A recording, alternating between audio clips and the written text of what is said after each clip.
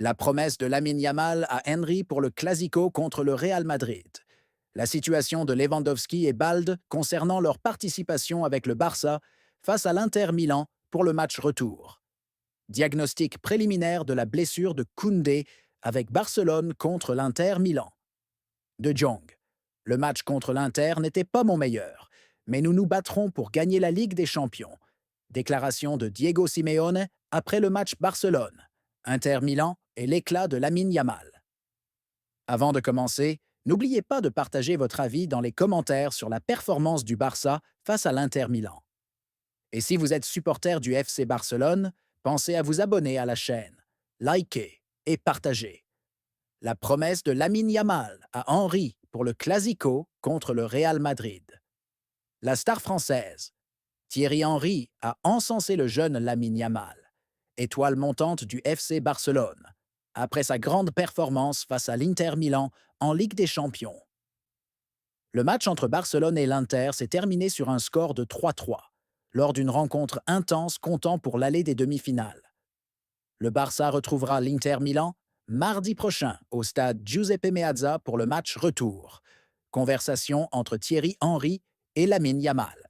Lors d'une interview télévisée sur CBS Sports, après le match aller entre Barcelone et l'Inter, un échange amusant a eu lieu entre le jeune Yamal et la légende française Thierry Henry. Henry a révélé son intention d'assister au prochain Clasico entre Barcelone et le Real Madrid le 11 mai au stade de Montjuïc, dans le cadre de la Liga. Henry a demandé le maillot de Yamal pour son fils, et le jeune joueur a répondu avec humour « On doit conclure un marché. Je te donne mon maillot, et toi tu me donnes le tien. Du Barça ou d'Arsenal, choisis celui que tu veux. » Lamine Yamal a réalisé un grand match contre l'Inter, marquant le premier but du Barça avec une magnifique frappe du droit, hors de portée de Sommer, le gardien italien. Il a multiplié les dribbles pendant la rencontre, au point que Simone Inzaghi, l'entraîneur de l'Inter, l'a qualifié d'un talent qui n'apparaît que tous les 50 ans dans le football.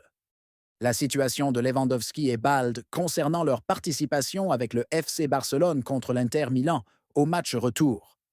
Au FC Barcelone, tous les regards sont tournés vers la récupération d'Alejandro Balde et Robert Lewandowski, car la priorité absolue de l'équipe médicale est de s'assurer que les deux joueurs soient prêts pour le match retour de la demi-finale de Ligue des Champions contre l'Inter Milan. Le match aller entre Barcelone et l'Inter s'est soldé par un match nul 3-3, dans une rencontre intense des demi-finales. Le Barça affrontera l'Inter mardi prochain, au stade Giuseppe Meazza, pour le match retour. Balle de près, incertitude autour de Lewandowski avant l'Inter.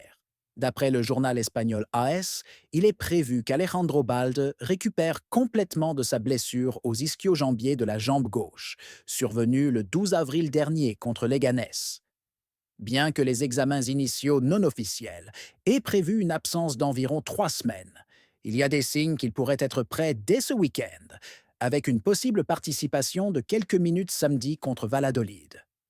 Quant à Robert Lewandowski, meilleur buteur du club avec 40 buts, il a souffert d'une blessure aux ischio-jambiers le 19 avril, lors du match contre le Celta Vigo, et son absence devrait durer environ 3 semaines. Malgré sa blessure, l'équipe médicale prévoit de l'autoriser à voyager à Milan lundi prochain, même si ses chances d'être titulaire sont très faibles. En cas de besoin, il pourrait intégrer l'équipe en seconde période. Hans Flick considère le retour de Balde comme plus crucial pour le match contre l'Inter, car il est un élément clé de la défense barcelonaise, notamment pour combler les lacunes laissées par les absences précédentes. Sa vitesse et sa capacité dans le jeu aérien sont des qualités que ni Gérard Martin ni Inigo Martinez ne possèdent. De son côté, Ferran Torres a brillamment compensé l'absence offensive de Lewandowski, marquant quasiment à chaque match. Diagnostic préliminaire de la blessure de Koundé avec le FC Barcelone contre l'Inter Milan. Un coup dur semble se profiler pour le FC Barcelone concernant le défenseur français, Jules Koundé, qui s'est blessé lors du match en cours contre l'Inter Milan en Ligue des Champions. Koundé s'est effondré soudainement sur la pelouse à la 40e minute, sans contact avec un adversaire, ce qui a provoqué l'intervention immédiate de l'équipe médicale du Barça, Koundé absent pour le match retour contre l'Inter. Malgré plusieurs tentatives, le staff médical n'a pas réussi à le faire continuer. Il a donc été contraint de quitter le terrain à la 42e minute, remplacé par Eric Garcia. Selon la radio catalane RAC 1, le diagnostic préliminaire indique que Koundé souffre d'une blessure aux ischio-jambiers et il passera des examens médicaux dans les prochaines heures. La radio précise également que le FC Barcelone publiera un communiqué officiel pour détailler plus précisément la nature de la blessure. Ce qui est certain pour l'instant, c'est que Koundé manquera le match retour contre l'Inter, ainsi que le Clasico de la Liga contre le Real Madrid. De Jong. Le match contre l'Inter n'était pas mon meilleur, mais nous allons nous battre pour gagner la Ligue des Champions. Le milieu néerlandais Frenkie de Jong a exprimé sa déception concernant sa performance lors du match nul de son équipe contre l'Inter Milan ce mercredi 30 avril. De Jong dévoile l'ambiance actuelle au sein du Barça. Dans des déclarations relayées par le journal Sport, De Jong a affirmé « C'était un beau match. Jouer en Ligue des Champions est toujours fantastique, surtout en demi-finale où les deux équipes veulent absolument atteindre la finale. Je pense que c'est ce qu'on a vu aujourd'hui. Les deux équipes ont tout donné avec cœur et intensité. L'égalité persiste, on verra ce qui se passera la semaine prochaine. » Il a poursuivi « Nous aimons jouer un football offensif, dominer les matchs et marquer des buts. Bien sûr, cela comporte certains risques, mais je pense que cela nous rapporte aussi beaucoup. Nous continuerons donc à jouer de cette manière, en espérant que cela nous mène en finale. » Il a ajouté « Je me sens bien actuellement. Je ne pense pas que ce soit l'un de mes meilleurs matchs. Je pense pouvoir faire mieux. Les statistiques ne disent pas tout. Ce n'était pas un mauvais match, mais j'ai déjà fait mieux. Je suis en forme physiquement et j'attends les prochains matchs avec impatience. » Et il a conclu « Nous allons nous battre pour remporter la Ligue des Champions cette saison. L'ambiance dans l'équipe est très bonne. Il y a beaucoup d'énergie. Nous jouons bien et les victoires aident toujours. Tout est mieux quand on gagne. Nous sentons que nous avons une équipe capable de faire quelque chose de spécial et nous espérons le prouver la semaine prochaine. » Déclaration de Diego Simeone, après Barcelone, Inter et l'éclat de Lamine Yamal. Quand on parle de football, on le réduit souvent à des chiffres, des résultats et des statistiques. Et on oublie que ce jeu, dans son essence, n'est pas qu'un sport. C'est un miroir de l'âme, une scène où s'exprime la force de l'esprit, la rébellion du cœur et le génie de l'instant. Ce que nous avons vu ce soir entre Barcelone et l'Inter n'était pas un simple match. C'était une œuvre d'art complexe, faite de beauté saisissante, de douleurs troublantes et de leçons suffisantes pour remplir un cahier tactique entier. Dès la première minute, j'ai compris que nous vivions une nuit différente. Le stade battait. Pas seulement avec les supporters, même la pelouse semblait respirer. La tension dans l'air, la prudence dans les regards, le calme trompeur des déclarations d'avant-match. Tout cela s'est dissipé dès le premier contact avec le ballon. Tout était vivant. Permettez-moi de commencer là où il faut, par ce garçon qui n'a pas encore 17 ans, mais qui joue comme si des décennies de sagesse s'étaient déversées soudainement dans ses pieds. Lamine Yamal. Je ne sais pas comment les gens peuvent expliquer ce que ce jeune a fait ce soir. Certaines choses ne s'expliquent pas. Elles se regardent, se ressentent et résonnent au fond de l'âme sans qu'on puisse les nommer. Ce joueur, non, cet être à part, a livré une première mi-temps inoubliable. Être témoin d'un jeune qui tient tête au monstre défensif de l'Inter, une équipe organisée, solide, féroce. Et réussir ce qu'il a fait, ce n'est pas normal. Quand il réduit l'écart par ce geste, en débordant sur l'aile, en dribblant, en tirant. Ce n'était pas un simple but, c'était une déclaration d'intention, de capacité, de défi qui ignore l'âge et l'expérience. Et le plus fort, c'est qu'il ne s'est pas arrêté. Là, à la 26e minute, cette frappe enroulée qui explose sur la barre. J'avais l'impression que le ballon lui-même était stupéfait par son idée. Un joueur de cet âge, dans un tel contexte, qui joue comme s'il n'avait jamais quitté la rue, comme si la peur n'existait pas pour lui. Ce n'est pas un simple joueur, c'est un état d'esprit. Mais avant de nous perdre dans Yamal, il faut parler de l'Inter.